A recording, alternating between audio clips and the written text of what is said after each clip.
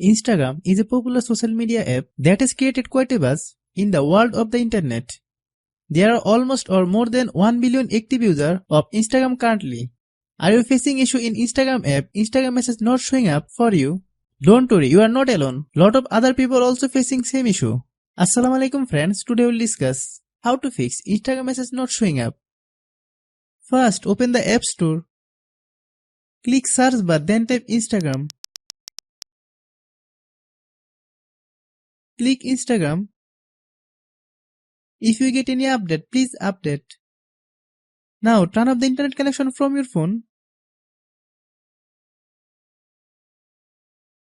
Then turn on the internet connection again. Then enable airplane mode. Then disable airplane mode.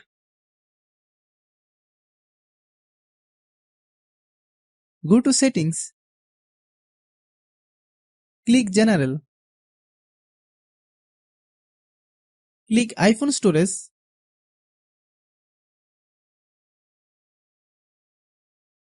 Find Instagram. Click Instagram. Then click offload app. Click offload app. Then click reinstall app. Wait for a while. The process will take 5 to 10 minutes to complete.